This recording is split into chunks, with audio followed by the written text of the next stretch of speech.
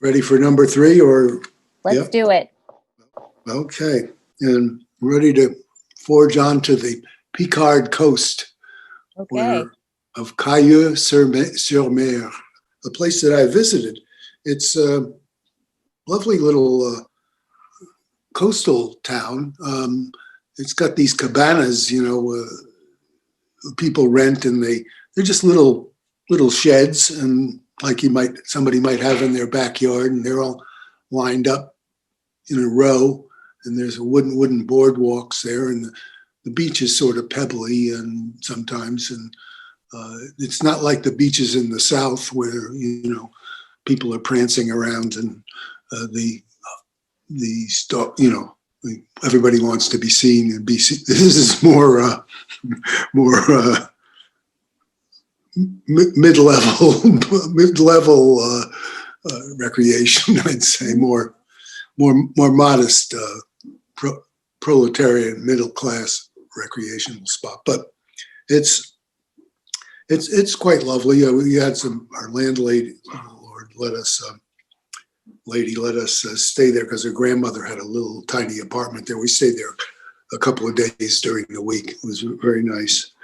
Okay, onward to the next photo. The department store? Yeah, it's a department store, and it's appears on a postcard too.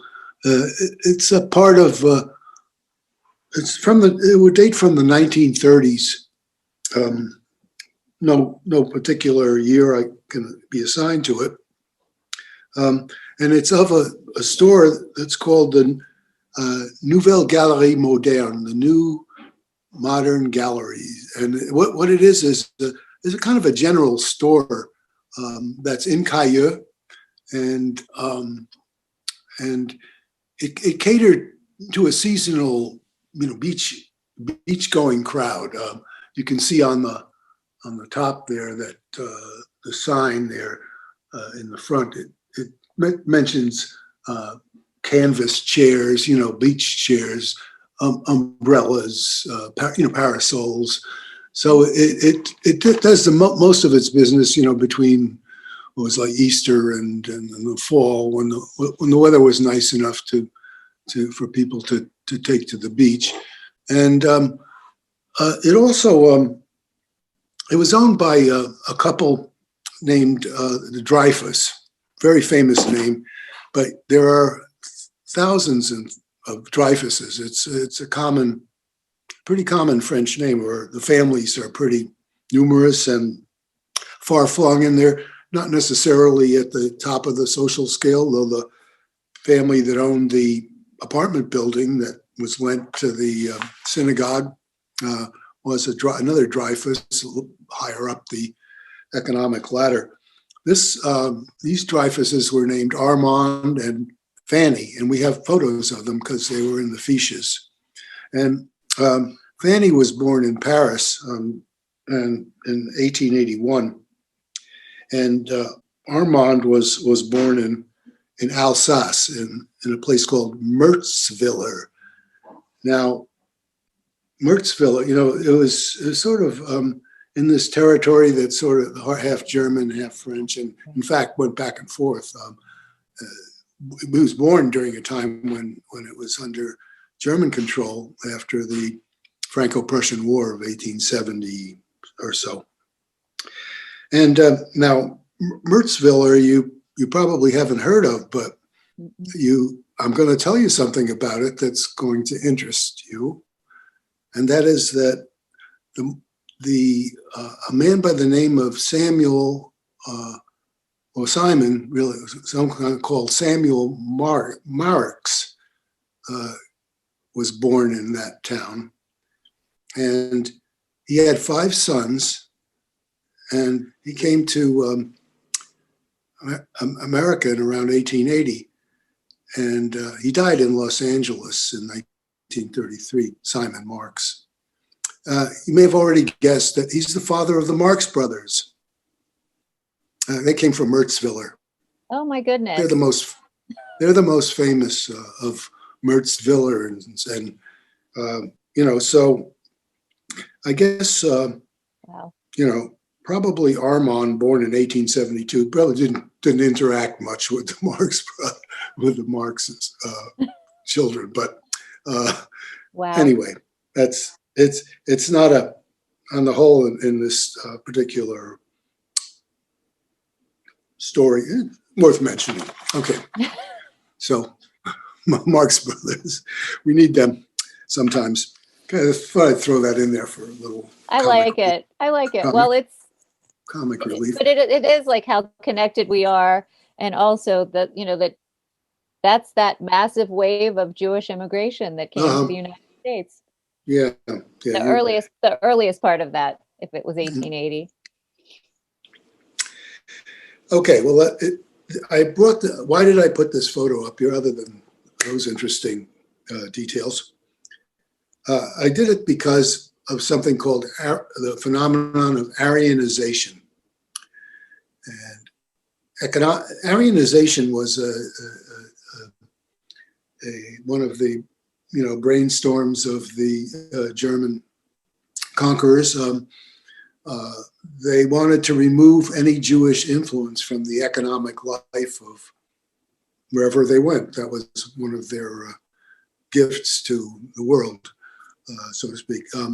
Aryanization, the program was introduced really quite early, before they started deporting people from many of the towns. Just after they made them register and sign up, they started taking their businesses away from the Jews, and then they moved on from businesses and companies to buildings, real houses, apartments. They left, when they got to the houses and apartments, they first left the Jews their own residence, but they took rent, if they had rental properties or buildings elsewhere, that was going to be transferred to the hands of non-Jews. That's why it's called Aryanization, to turn something that was, Jewish into something that's not Jewish, Aryan. Okay, so they appointed what they call a provisional administrator. Those are the French officials, French civilians who were basically tapped or volunteered to act as the real estate agents in this transfer of property from Jewish to non-Jewish hands. Provisional administrators. And there was a provisional administrator appointed to take care of the Nouvelle Galerie Moderne, and to Aryanize it, to dispose of it, get it into non-Jewish hands. So if you look at the photo, you see if you look to the leftward side of the photo, or almost like around the corner to the left, there's a guy standing there with a white shirt. Yeah. You see that? Yes. Okay. I don't know if that's Armand Dreyfus, but it could be. I do know that they had an apartment on the second floor of the Nouvelle Galerie Moderne where their family lived. They had a son. I don't know. He may not have been living. He wasn't living there when this photo was taken. He's older, but they had an apartment that was part of the building. Okay. So as the provisional administrator, Mr. Bordelik, started to dispose of the property there, trying to sell the business, he found that it was an impediment that somebody was living in the apartment.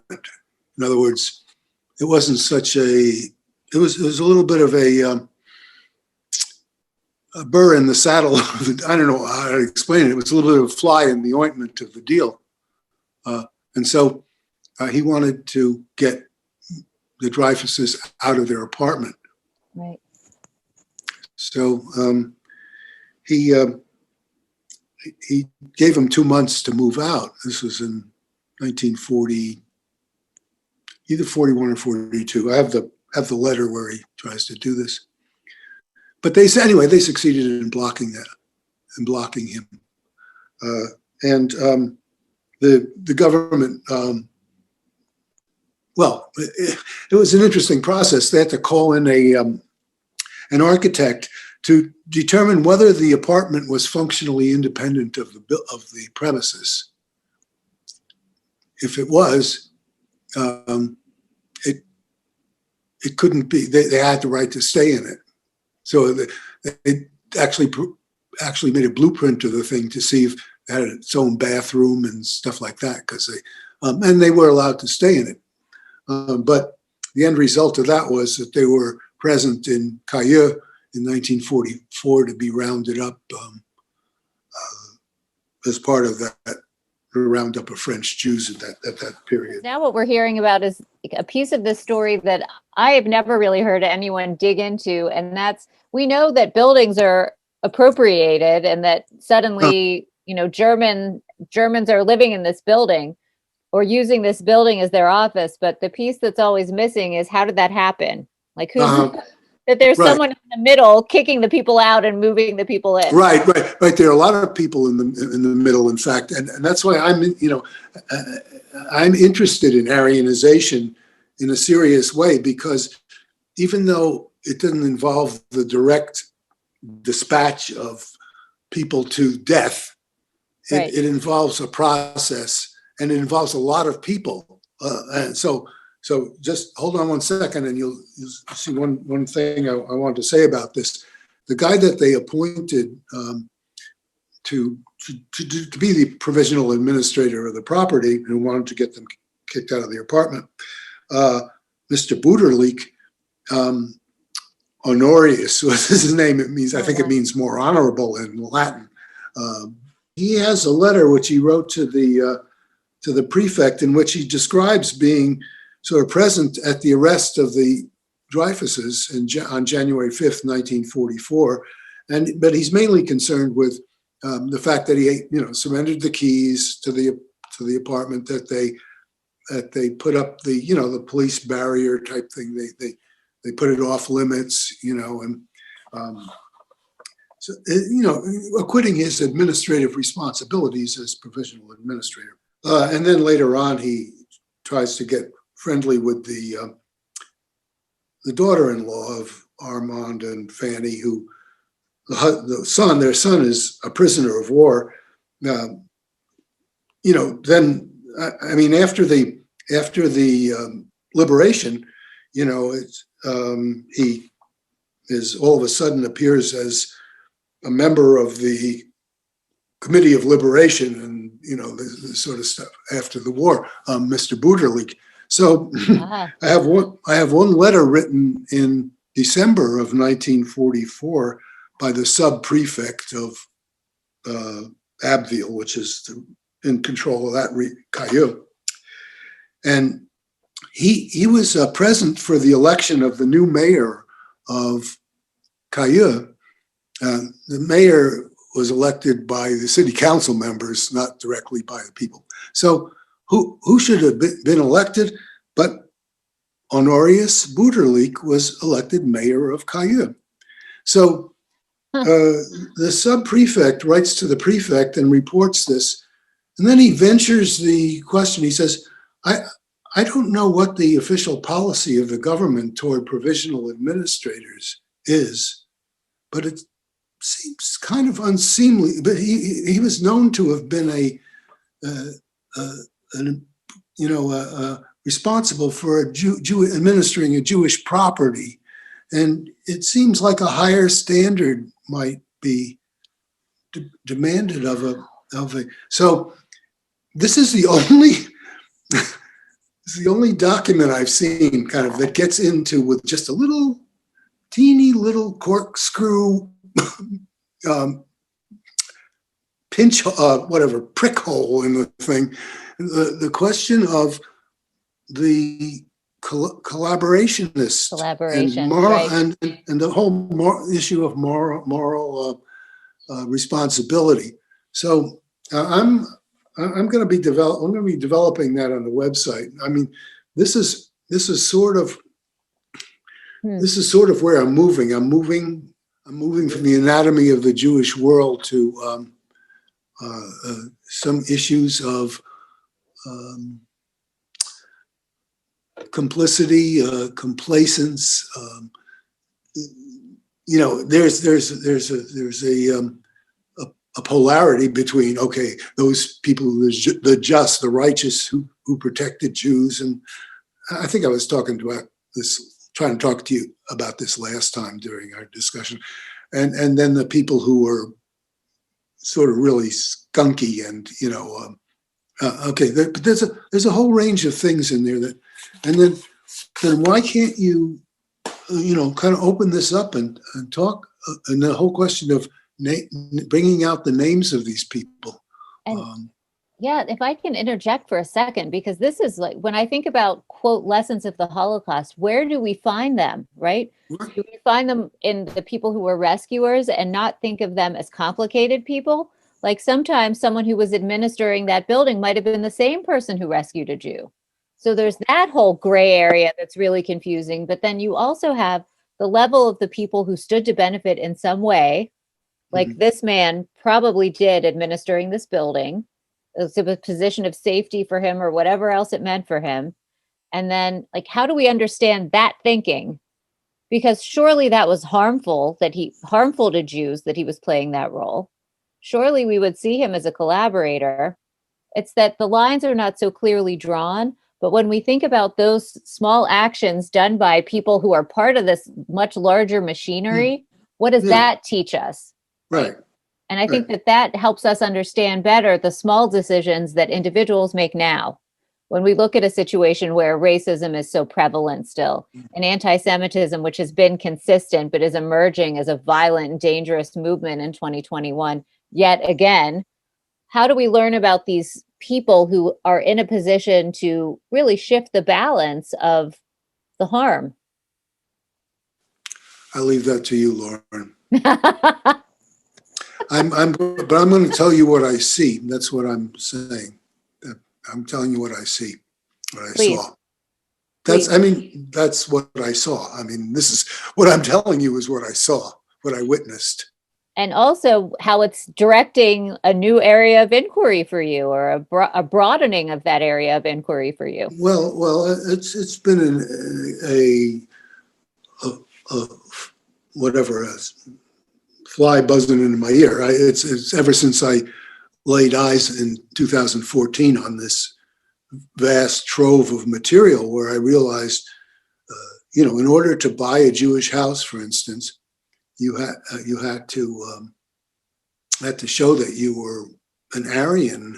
You couldn't, and in order to do that, you sometimes had to go to your priest and get a certificate of baptism or marriage or whatever. And I'm just wondering about what people, some of it may have been. I'm just trying to understand what people thought when doing such things, or even it could play into the fact that that the center of the city was practically wiped out in the German bombing raids, and there could have been a housing shortage. We have the names of bidders, on certain properties. Right out there, we have the whole bidding process. So, I've been. It's very interesting. It's in a way it needs to be laid out somehow or other. I don't want to be. I'm not sitting there, awarding, prizes and or blame, But I am. I think I will enjoy talking about Mr. Buderleek, but they get paid. They get paid when they get paid for disposing of the property, and they get a certain amount to be engaged in the process. So, and then, I got really interested in the architects who were appointed as estimators of Jewish property. In order for it to be sold, you had to set a price on it. And there's a couple of guys, architects from Amiens, who, apparently kept quite busy going around Amiens and all the Department of the Sum, estimating the value of property. And they also received an emolument for doing so. I don't know, one of the guys after the war was known to got some prize for architecture or other, and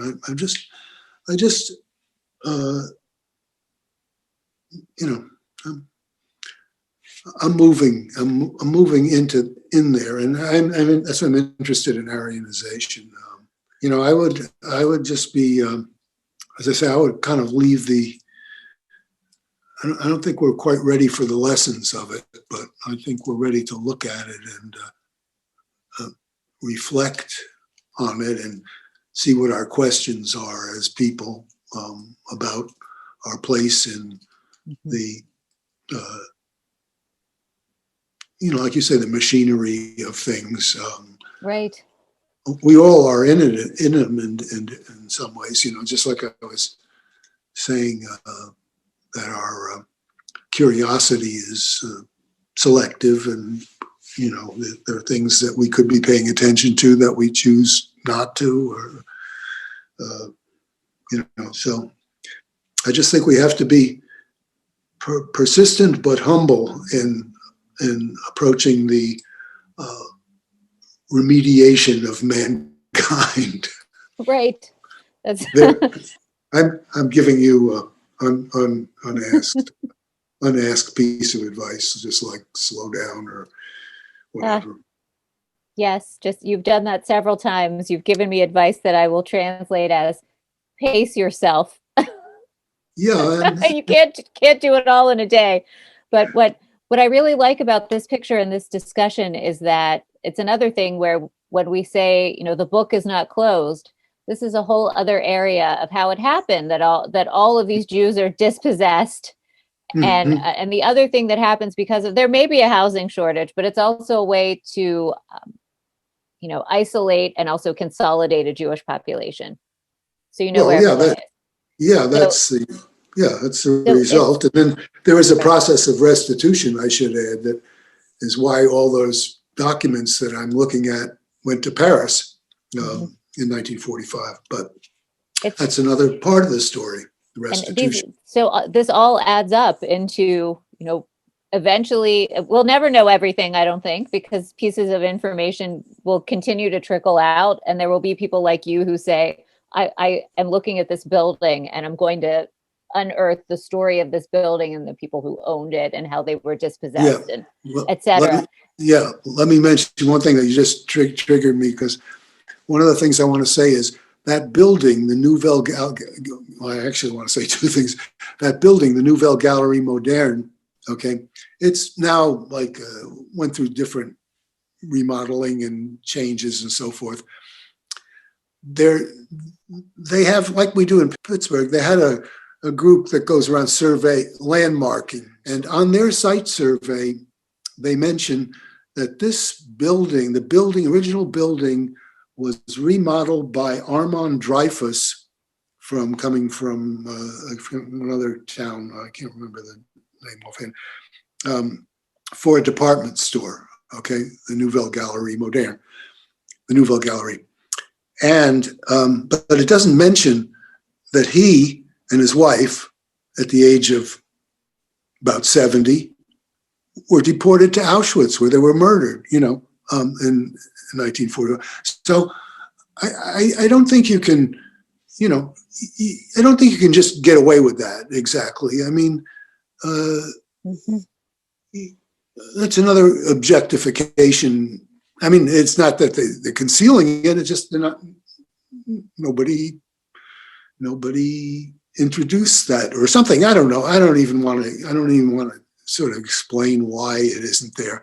To me, it stands, once you know something like that, it stands out. Armand Dreyfus, okay. Yeah. Okay, that's one thing I want to mention. The other thing I discovered when looking in the Nouvelle Galerie Moderne, Mr. Bouterlic, he inventoried in his inimitable handwriting all the little things that were on the shelves in this bizarre, in this huge general store. And in disposing of the stock, which he did before he sold the building, he thought, well, at least let's get rid of the stuff in there and see what we can get out of it, what can be got out of that. And maybe I don't know, maybe he figured it'd be easier to sell the building without the stuff in it. So some of the stuff in the building, some of the excess stock went to another Nouvelle Galerie store located in Amiens. So, and that, I know, we went in that store, Devant and I, and I mean, it's there, it passed into it became, we went into another chain, like Mays or Macy's or whatever, these things pass into different, so if one wanted to, one could ask in Amiens, what did you get at? How much did you pay for your merchandise there? I mean, I mean, that's legitimate. So it just interests me that these connections can be made, and they need to be brought out in a way that's kind of measured and irresistible at the same time as a proposition, So, I mean, if you were thinking about the, what you call the activist or the troublemaking, dimension of things. So, but right now I'm piling up the information, and I mean, it's sort of not monetarily important. It's also not important to nab the people. When I put the name of this architect on the screen during a talk that I had, people reacted in the audience, in the French audience, and they recognized the name of the architect. Somebody said, "Well, what if his grandson might see that?" Of course, and I thought, well, yeah. I said, well, maybe Mr. and Mrs. Dreyfus didn't have as many a grandson or as many as they would have liked.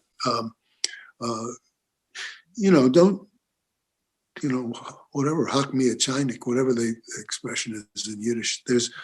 There's some kind of expression. I think that's. I don't know what it is. I don't know what it means. Hak mir. I'll look it up. We'll have to do that. We'll do a little subtitle.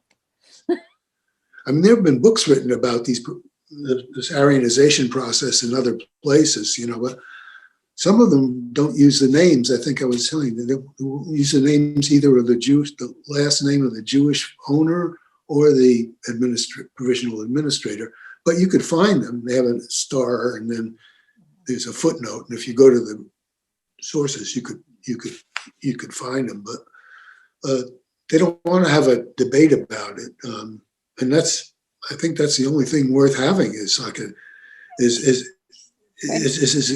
it going to sit there as like a passive object or the plaything of individual scholars, or is it going to be something that is talked about by citizens?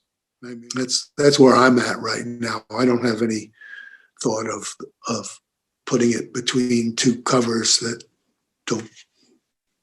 I just want to see. I want to see people talking about it.